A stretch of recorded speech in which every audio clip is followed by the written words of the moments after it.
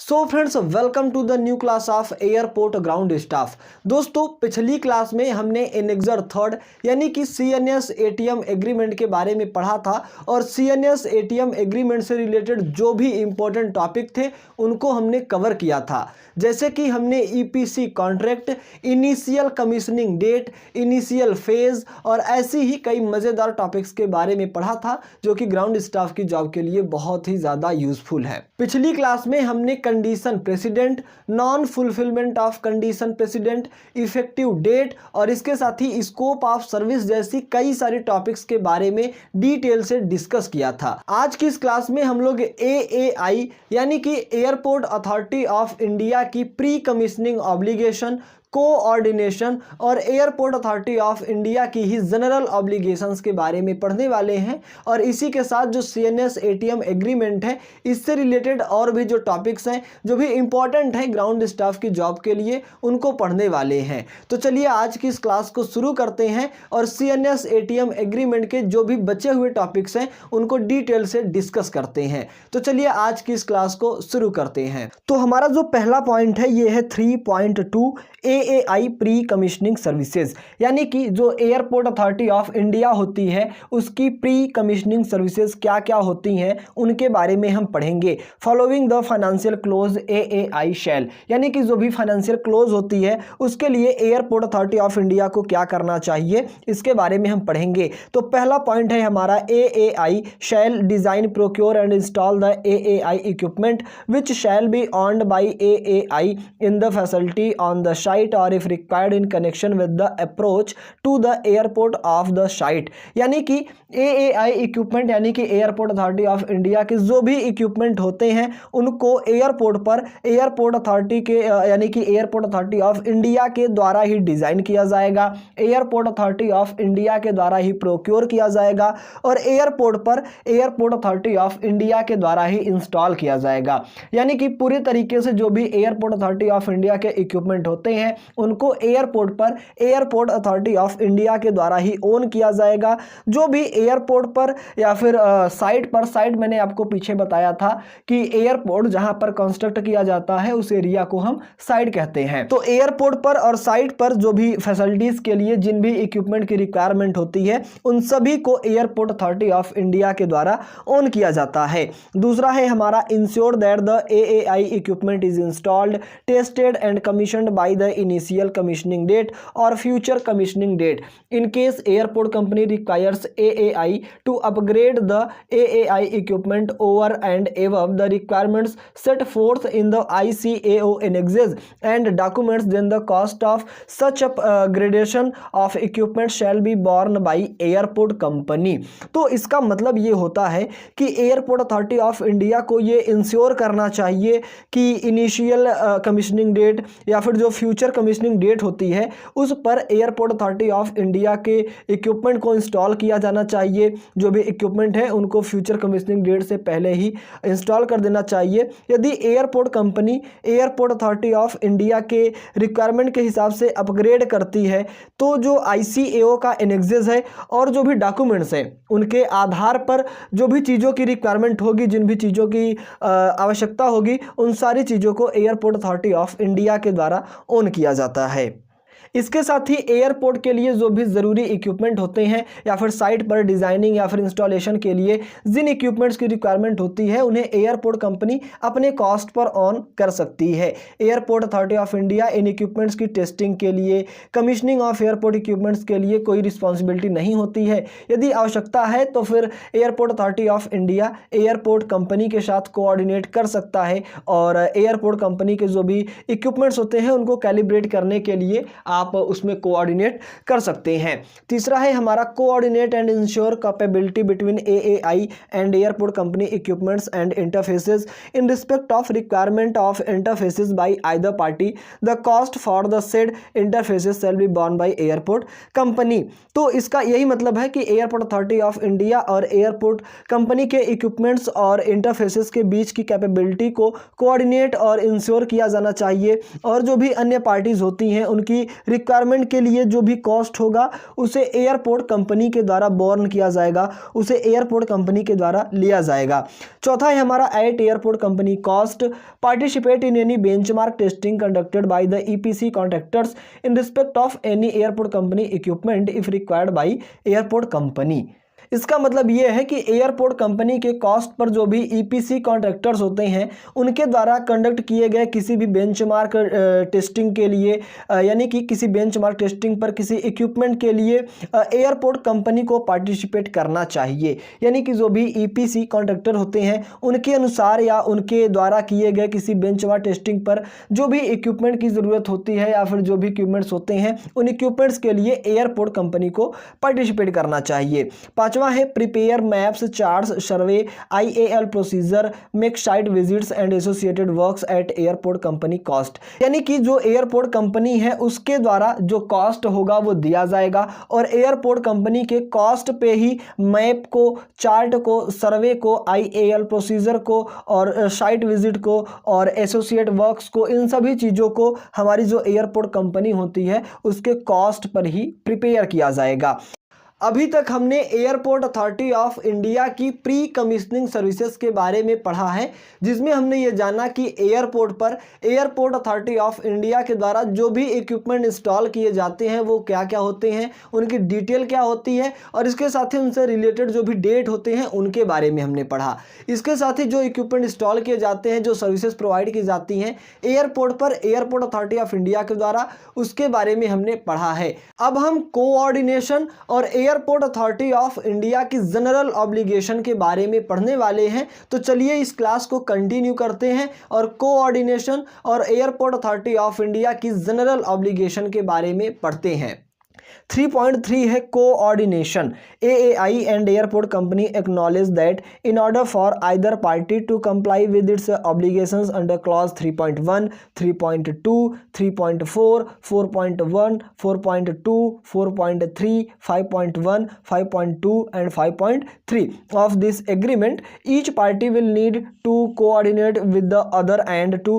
that effect। कहने का मतलब यह है कि एयरपोर्ट अथॉरिटी ऑफ इंडिया और एयरपोर्ट कंपनी को एक्नॉलेज करना चाहिए, ये स्वीकार करना चाहिए कि इस एग्रीमेंट यानी कि जो CNS ATM एग्रीमेंट है इसके सभी ऑब्लिगेशंस को कंप्लाई करने के लिए, सारे ऑब्लिगेशंस को पूरा करने के लिए सभी पार्टियों को clause 3.1, clause 3.2, clause 3.4, clause 4.2, clause 4.3, clause 5.1, clause 5.2 और क्लॉज 5.3 के अंतर्गत कोऑर्डिनेट करने की ज़रूरत पड़ती है। ये सारे जो क्लॉज हैं ये हमारे जो एयरपोर्ट कंपनी होती है और उसकी जो भी पार्टियां होती हैं जिनके द्वारा उस एयरपोर्ट को ऑपरेट किया जाता है या उस एयरपोर्ट को कंस्ट्रक्ट किया जाता है, उनसे रिलेटेड ये क्लॉज दिए गए हैं उनके बारे में कि किसको क्या करना चाहिए। तो इस क्लॉज के अनुसार जो भी पार्टियां होती हैं उनको कोऑर्डिनेट करने की ज़रूरत पड़ती है। इसी के बारे में आगे दिया गया है। पहला है हमारा commencing with the first month following financial close the party shall establish joint coordination committee CNS ATM यानी कि JCC CNS ATM which shall meet at name of place where airport is situated on a quarterly basis और no a more regular basis if required to be called for by any member of JCC CNS ATM। कहने का मतलब ये है कि financial close के बाद के पहले महीने में ही, यानी कि जब फाइनेंशियल क्लोज होता है तो उसके बाद जो पहला महीना होता है, जो फर्स्ट मंथ होता है, उसी में जो सभी पार्टियां होती हैं उनको संयुक्त रूप से, कॉमन रूप से एक ज्वाइंट कोऑर्डिनेशन कमेटी को इस्टेब्लिश करना चाहिए। यानी कि जो हमारा फाइनेंशियल क्लोज है उसके एक माह के अंदर ही जो भी सभी पार्टियां होती हैं उस एयरपोर्ट से रिलेटेड, उन सभी को एक ज्वाइंट कोऑर्डिनेशन कमेटी का गठन करना चाहिए, जिसे हम शॉर्ट फॉर्म में JCC CNS ATM कहते हैं। और इसके साथ ही इस कमेटी को जिस स्थान पर एयरपोर्ट बन रहा होता है उसी स्थान पर कंडक्ट करना चाहिए। इस कमेटी को क्वार्टरली यानी कि 3 माह पर या फिर जो भी आवश्यकता के अनुसार इनको रेगुलर बेसिस पर भी किया जा सकता है। यानी कि ये जो ज्वाइंट कोऑर्डिनेशन कमेटी होती है इसकी जो बैठक होगी वो आप 3-3 महीने के अंतर पे कर सकते हैं या फिर आप अगर रेगुलर बेसिस पे आपको चाहिए तो आप उसको भी कर सकते हैं। तो यानी कि फाइनेंशियल क्लोज अगर हो गया है एयरपोर्ट का और उसके बाद जो पहला महीना है उसी महीने में जितनी भी भी पार्टियां उस एयरपोर्ट से रिलेटेड होती हैं उन सभी को इस ज्वाइंट कोऑर्डिनेशन कमेटी का गठन करना चाहिए, इसको कंडक्ट करना चाहिए। दूसरा है the JCC shall be chaired by name of airport company, यानी कि जो JCC है यानी कि जिसको हम कहते हैं ज्वाइंट कोऑर्डिनेशन कमेटी, जिसके बारे में हमने पहले पढ़ा कि फाइनेंशियल क्लोज के पहले महीने के अंतर ही जो भी सभी पार्टियां होती हैं उनको इस कमेटी को गठन करना चाहिए। तो इस जो कमेटी है जो JCC ज्वाइंट कोऑर्डिनेशन कमेटी है इसकी अध्यक्षता कौन करेगा, मेन कौन होगा, तो उसी के बारे में बता रहा है कि जो ज्वाइंट कोऑर्डिनेशन कमेटी है इसकी अध्यक्षता एयरपोर्ट कंपनी के द्वारा की जाएगी, यानी कि जो मुख्य कंपनी होगी एयरपोर्ट के कंस्ट्रक्शन के लिए, एयरपोर्ट के डेवलपमेंट के लिए, उसी कंपनी के द्वारा इस जॉइंट कोऑर्डिनेशन कमेटी की जो मेन यानी कि जो चेयर होगा वो किया जाएगा। अगला है the JCC CNS ATM shall comprise of 4 members with each party nominating and appointing 2 members. The parties shall have deemed to have delegated to the members of JCC CNS ATM full authority to represent and bind the representative party in respect of all matters being put before JCC CNS ATM. The committee members can also nominate and propose alternate names of members to attend the meeting on their behalf. तो कहने का मतलब ये है कि ये जो JCC जो ज्वाइंट कोऑर्डिनेशन कमेटी है इसमें CNS ATM एग्रीमेंट में जो भी पार्टियां शामिल होती हैं उनके सभी पार्टीज के 4 मेंबर्स को कंप्राइज किया जाएगा, यानी 4 मेंबर्स को बुलाया जाना चाहिए और इसके साथ ही उनमें से किन्हीं 2 मेंबर्स को नॉमिनेट किया जाएगा और अपॉइंट किया जाएगा, यानी कि 4 मेंबर्स को चूज किया जाएगा और उनमें से किन्हीं 2 मेंबर्स को नॉमिनेट और अपॉइंट किया जाएगा। सभी पार्टियों को JCC CNS ATM एग्रीमेंट के मेंबर्स को डेलीगेट करने की पूरी अथॉरिटी दी जाती है और इसके साथ ही जो सभी मैटर्स होते हैं उनको JCC के सामने रखने का पूरा अधिकार दिया जाता है, यानी कि जो भी पार्टियां होती हैं उनकी तरफ से जो भी 2 मेंबर्स आते हैं उनको ये पूरा अधिकार होता है कि आप किसी भी मैटर को एयरपोर्ट से रिलेटेड किसी भी मैटर को आप उस ज्वाइंट कोऑर्डिनेशन कमेटी के सामने रख सकते हैं। इसके साथ ही कमेटी के जो भी मेंबर्स होते हैं यानी कि जिनको भी नॉमिनेट किया जाएगा, जो भी 4 या फिर 2 मेंबर्स को जिनको नॉमिनेट किया जाएगा उनको ये पूरी अथॉरिटी दी जाती है कि आप अपने स्थान पर अपने बिहाफ में किसी अदर को भी आप वहां पर मीटिंग अटेंड करने के लिए बुला सकते हैं। चौथा है if the JCC CNS ATM is unable to reach a conclusion on any matter in a manner that is satisfactory to the parties either party shall be entitled in the first instance to refer such matter to the chief executive officer of airport company and the chairman of AAI if the aforesaid senior executives are unable to resolve the matter within 15 business days from the date such matter was referred to them, then either party shall be entitled to refer the matter for resolution under clause 12। कहने का मतलब यह है कि यदि CNS ATM agreement की जो भी ज्वाइंट कोऑर्डिनेशन कमेटी होती है वो किसी भी मैटर को कंक्लूजन पर नहीं पहुंच पा रही है, यानी कि जो फाइनेंशियल क्लोज के बाद जब हम ज्वाइंट कोऑर्डिनेशन कमेटी का गठन करेंगे और उस मीटिंग में किसी ऐसे मैटर को रख दिया गया है जिसका कंक्लूजन नहीं मिल पा रहा है या फिर जो उस कमेटी के जो मेंबर्स हैं वो किसी कंक्लूजन पर नहीं पहुंच पा रहे हैं, तो ऐसी स्थिति में क्या किया जाता है जो कि मतलब अगर आप कोई कंक्लूजन नहीं दे पा रहे हैं जो किसी पार्टी के लिए सेटिस्फैक्टरी हो यानी कि संतोषजनक हो, तो ऐसे मामले को आप एयरपोर्ट अथॉरिटी ऑफ इंडिया के चेयरमैन और एयरपोर्ट कंपनी के चीफ एग्जीक्यूटिव को रेफर कर सकते हैं। यानी कि जो ज्वाइंट कोऑर्डिनेशन कमेटी है जो JCC है अगर वो किसी मैटर के कंक्लूजन पर नहीं पहुंच पा रही है तो वो उस मैटर को एयरपोर्ट अथॉरिटी ऑफ इंडिया के चेयरमैन और एयरपोर्ट कंपनी के चीफ एग्जीक्यूटिव को रेफर कर सकती है। और यदि जो भी चीफ एग्जीक्यूटिव हैं और जो हमारे चेयरमैन है एयरपोर्ट अथॉरिटी ऑफ इंडिया के वो भी इस मैटर को सॉल्व नहीं कर सकते हैं, वो भी किसी कंक्लूजन पर नहीं पहुंच पा रहे हैं, तो 15 दिन के अंदर यानी कि जिस दिन उनको रेफर किया जाएगा उस मैटर को उससे लेकर के अगले 15 दिन के अंदर अगर वो इस मामले को सॉल्व नहीं कर सकते हैं तो इस मामले को क्लास 12 यानी कि क्लास 12 के तहत जो भी पार्टियां हैं वो इस मामले का अपने अनुसार समाधान कर सकती हैं। यानी कि जो भी पार्टियां उस JCC में शामिल हैं, जो भी पार्टियां उस एयरपोर्ट के डेवलपमेंट में शामिल हैं, वो सभी पार्टियां अपने अनुसार यानी कि आपसी सहमति से इस मामले पर अपना विचार रख सकती हैं और अपना सलूशन दे सकती हैं, अपना कंक्लूजन दे सकती हैं। अगला है 3.4 AAI जनरल ऑब्लिगेशन, यानी कि एयरपोर्ट अथॉरिटी ऑफ इंडिया की जो भी जनरल ऑब्लिगेशन होती है। AAI shall in connection with the performance of this agreement, यानी कि एयरपोर्ट अथॉरिटी ऑफ इंडिया को ये जो सीएनएस एटीएम एग्रीमेंट है इसके तहत जो भी चीज़ें करनी चाहिए उनके बारे में आगे बताया गया है जनरल ऑब्लिगेशंस के बारे में। पहला है provide such information to the interact with the EPC contractors and at such times as to enable the EPC contractors to design and complete the facility and office accommodation in a timely, orderly, logical and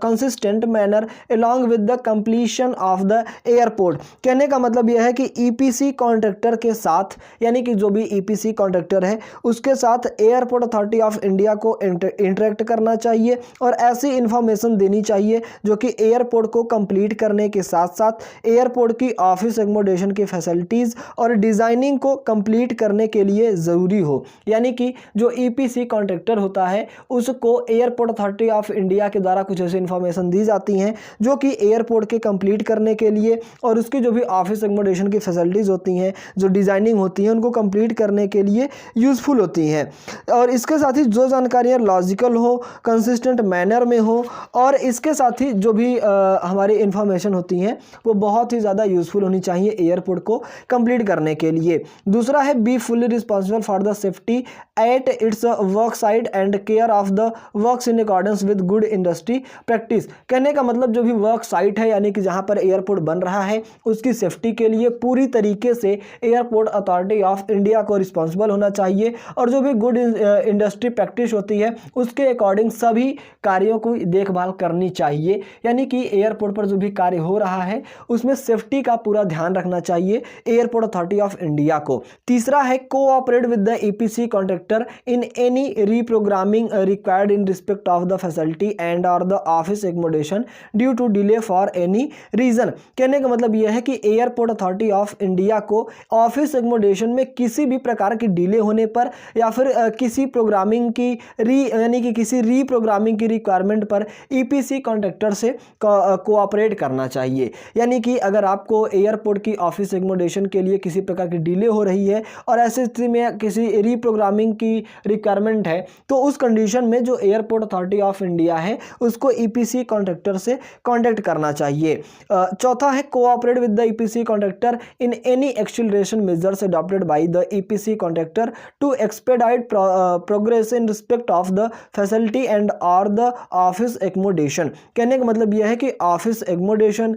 या फिर facility के respect में, यानी कि जो हमारा office accommodation है airport का उसकी फैसिलिटी के रिस्पेक्ट में किसी एक्सपेडिट प्रोग्रेस के लिए EPC कॉन्ट्रैक्टर के द्वारा कोई मेजर करने पर अगर एयरपोर्ट अथॉरिटी ऑफ इंडिया को उस EPC कॉन्ट्रैक्टर के साथ कोऑपरेट करना चाहिए। कहने का मतलब यह है कि एयरपोर्ट पर कोई भी ज़रूरत पड़ती है तो जो हमारा एयरपोर्ट अथॉरिटी ऑफ इंडिया है उसको EPC कॉन्ट्रैक्टर के साथ में कॉन्ट्रैक्ट करना चाहिए, कोऑपरेट करना चाहिए और EPC कॉन्ट्रैक्टर के साथ में इंटरैक्ट करना चाहिए। अगला है चौथा scope of services commissioning phase, यानी कि जो एयरपोर्ट पर कमीशनिंग फेज की स्कोप ऑफ सर्विसेज होती हैं उनके बारे में हम पढ़ेंगे। तो पहला है commencement of initial commissioning period and future commissioning period, यानी कि जो इनिशियल कमीशनिंग पीरियड होती है उसकी कमेंसमेंट के बारे में हम पढ़ेंगे और फ्यूचर कमीशनिंग पीरियड की कमेंसमेंट के बारे में पढ़ेंगे। तो पहला है हमारा airport company shall as soon as practicable and at the latest by the date following 365 days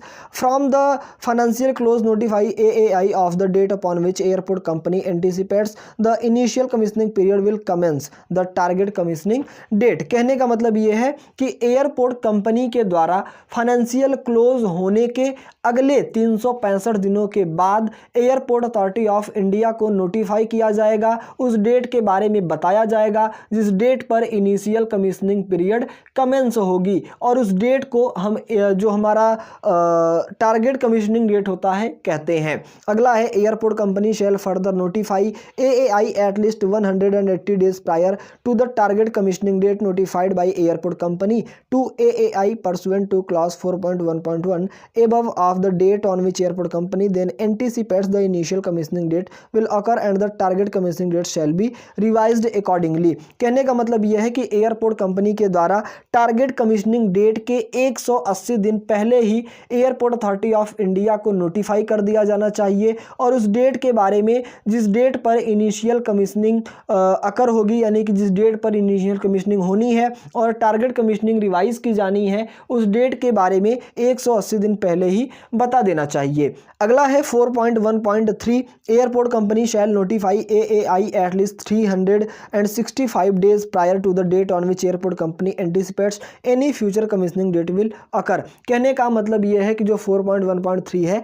इसमें यह कहा जा रहा है कि एयरपोर्ट कंपनी के द्वारा एयरपोर्ट अथॉरिटी ऑफ इंडिया को किसी फ्यूचर कमीशनिंग डेट के बारे में 365 दिन पहले ही नोटिफाई करना चाहिए। कहने का मतलब यह है जो स्कोप ऑफ सर्विसेज की हम पहला 4.1 पढ़ रहे हैं, इनिशियल कमीशनिंग पीरियड और फ्यूचर कमीशनिंग पीरियड की कमेंसमेंट के बारे में, इसमें कुल मिलाकर कहने का मतलब यह है कि एयरपोर्ट कंपनी के द्वारा फाइनेंशियल क्लोज के 365 दिनों के बाद एयरपोर्ट अथॉरिटी ऑफ इंडिया को नोटिफाई करना है किसी डेट के बारे में, इनिशियल कमीशनिंग पीरियड के बारे में, और इसके साथ ही हमारा जो टारगेट कमीशनिंग डेट है उससे 180 दिन पहले नोटिफाई करना है जिस डेट पर हमारा टारगेट कमीशनिंग डेट रिवाइज होगा, टारगेट कमीशनिंग रिवाइज होगा उस डेट पर। तो अगला है हमारा 4.2 यानी कि जो कमीशनिंग ऑब्लिगेशंस होता है उनके बारे में, at least 30 days prior to the initial commissioning date और future commissioning date as the case may be airport company shall confirm in writing to the AAI that. कहने का मतलब यह है कि जो भी हमारी एयरपोर्ट कंपनी होती है उसके द्वारा एयरपोर्ट अथॉरिटी ऑफ इंडिया को किसी इनिशियल कमीशनिंग डेट या फिर किसी फ्यूचर कमीशनिंग डेट से 30 दिन पहले ही रिटन फॉर्म में लिखित रूप में कुछ चीज़ें बता देनी चाहिए और उनके बारे में आगे बताया गया है कि क्या चीज़ें हैं जिनको बताना चाहिए। तो पहला है the runway, taxiway, apron and approach in respect of the initial phase shall be constructed by the initial commissioning period in accordance with the relevant provisions contained in the relevant ICAO annexes and documents as amended from time to time as appropriate for the proposed aircraft operation at the airport and shall be available for aircraft operation by the airport opening date। कहने का मतलब यह है कि जो ICAO annexes होता है इसके बारे में हमने पहले पढ़ा था, तो ICAO annexes और डॉक्यूमेंट्स के रिलेवेंट में प्रोविजंस के लिए यानी कि जो प्रोविजंस हैं उनके अकॉर्डिंग में इनिशियल कमीशनिंग पीरियड में रनवे, टैक्सीवे, एप्रॉन और अप्रोच को इनिशियल फेज के अंतर्गत कंस्ट्रक्ट कर देना चाहिए, यानी कि एयरपोर्ट का ऑपरेशन सही तरीके से हो जाए, एयरपोर्ट का संचालन सही तरीके से हो जाए। इसके लिए जो रनवे का इलाका होता है, जो टैक्सीवे का एरिया होता है, एप्रॉन और अप्रोच की जो बात होती है, उन सभी को इनिशियल फेज में ही यानी कि प्रारंभिक लेवल पर ही, स्टार्टिंग में ही उनको कंस्ट्रक्ट कर देना चाहिए, जो कि एयरपोर्ट ओपनिंग डेट से पहले एयरक्राफ्ट के संचालन के लिए आवश्यक होता है। और आपको पता है कि एयरपोर्ट के संचालन के लिए जो टैक्सीवे हो गया, जो रनवे हो गया, ये सारी चीज़ें जरूरी होती हैं, तो इन सभी को इनिशियल फेज में ही कंप्लीट कर देना चाहिए। अगला है the stripes, shoulders, stopway and RESA RESA for runway and stripes and shoulder for taxiway for the initial phase shall be constructed by the initial commissioning period and thereafter shall be maintained in accordance with the relevant provision contained in the relevant ICAO annexes and documents as amended from time to time as appropriate for the proposed aircraft operation। कहने का मतलब यह है कि जो initial commissioning period होता है उस पीरियड से पहले एयरपोर्ट पर स्ट्राइप का एरिया, शोल्डर का एरिया और जो स्टॉप वे का एरिया होता है इसको कंप्लीट कर देना चाहिए। रनवे के लिए जो भी रनवे एंड सेफ्टी एरिया होता है RESA, इसके बारे में हमने पहली क्लास में पढ़ा था, इसके पहली क्लास में, कि रनवे एंड सेफ्टी एरिया क्या होता है। और टैक्सी वे के लिए जो स्ट्राइप और शोल्डर्स होते हैं इन सभी को कंस्ट्रक्ट कर देना चाहिए। और एयरपोर्ट के यानी कि जो एयरपोर्ट पर एयरक्राफ्ट का ऑपरेशन होता है, जो एयरक्राफ्ट का संचालन होता है, उसके लिए ICAO एनेक्सेस और डॉक्यूमेंट्स के रिलेवेंट में जो भी चीज़ें ज़रूरी होती हैं उन सभी को मेंटेन करना चाहिए। यानी कि जो हमारा एयरपोर्ट का इलाका होता है, जो एयरपोर्ट का एरिया होता है, उस एरिया में जो भी इनिशियल फेज़ की बात होती है उनको कंस्ट्रक्ट कर देना चाहिए, चाहे वो हमारा रनवे की बात हो,